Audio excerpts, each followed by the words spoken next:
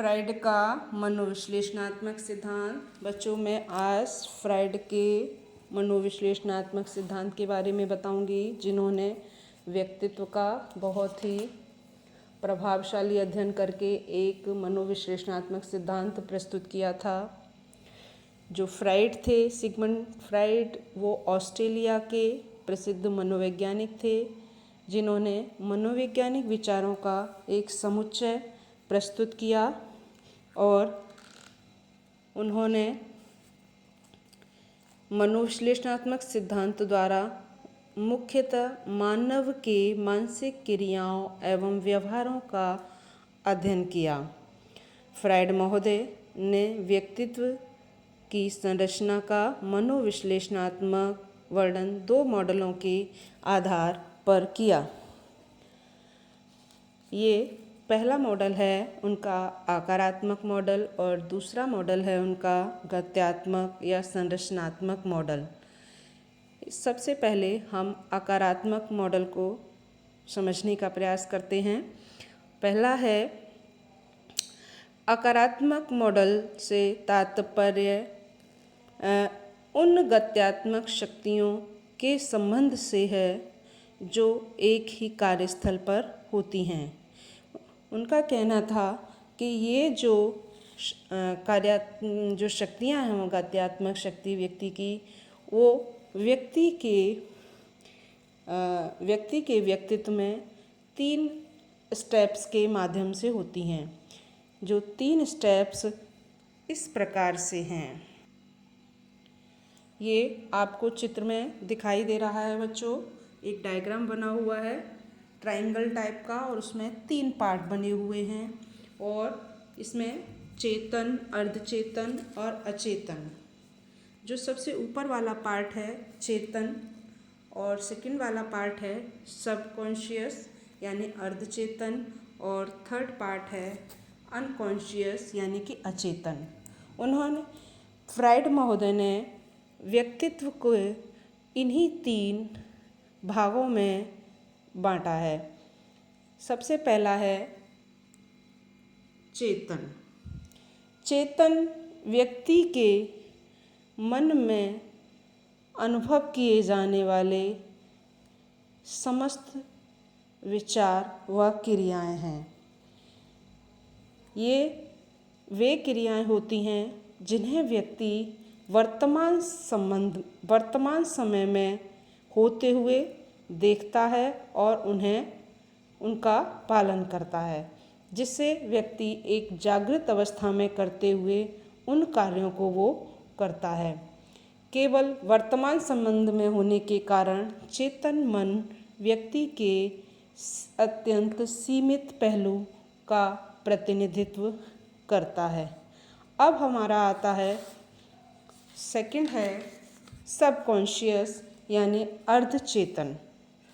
Fried महोदय का कहना है कि ये जो अर्धचेतन है वो चेतन और अचेतन के मध्य एक पुल का काम करता है। अचेतन में जहाँ हमारी सामाजिक, अनैतिक व दमित इच्छाएँ होती हैं, वहीं चेतन में सामाजिक रूप से स्वीकृत अनुभूतियाँ प्रबल होती हैं, क्योंकि असामाजिक व अनैतिक इच्छाओं की पूर्ति दैनिक जीवन में नहीं हो पाती है।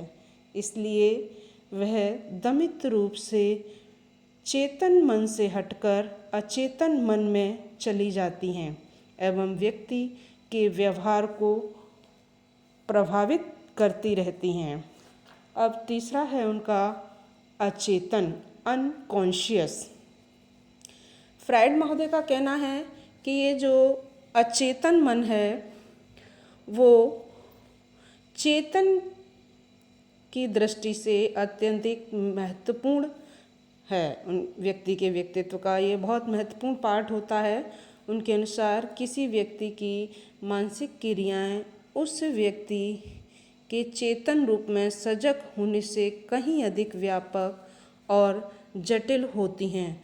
उन्होंने मानसिक क्रियाओं को चेतन तथा अचेतन पक्षों की तुलना एक पानी पर तैरते हुए बर्फ़ के टुकड़े से करते हुए बताया है कि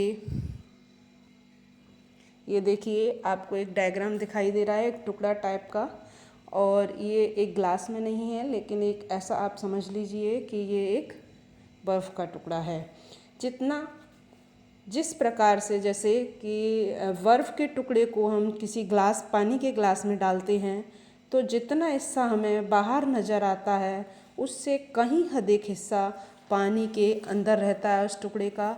ठीक उसी प्रकार से व्यक्ति के चेतन पक्ष की तुलना में उसका अचेतन पक्ष अधिक व्यापक तथा जटिल होता है। फ्राइड के अनुसार अचेतन वास्तव में अनेक अनजानी परंतु शक्तिशाली व जीवंत शक्तियों का संचय होता है। यह व्यक्ति के चेतन व्यवहार पर नियंत्रण रखता है। अब आप इसमें देख रहे होंगे कि 25% कॉन्शियस बिहेवियर होता है व्यक्ति का, जो हमें बर्फ़ के टुकड़े के समान दिखाई देता है, और 75% अनकॉन्शियस बिहेवियर है जो हमें व्यक्ति का दिखाई नहीं देता है। फ्राइड का ऐसा कहना है। इस अनकॉन्शियस 75% अनकॉन्शियस बिहेवियर में सब कॉन्शियस बिहेवियर भी सम्मिलित है।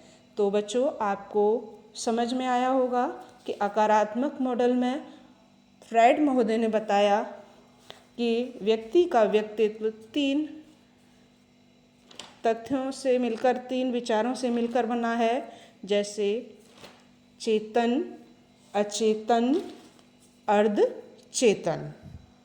तो इसके आगे का पार्ट मैं इसके अगले वीडियो में आपको बताऊंगी।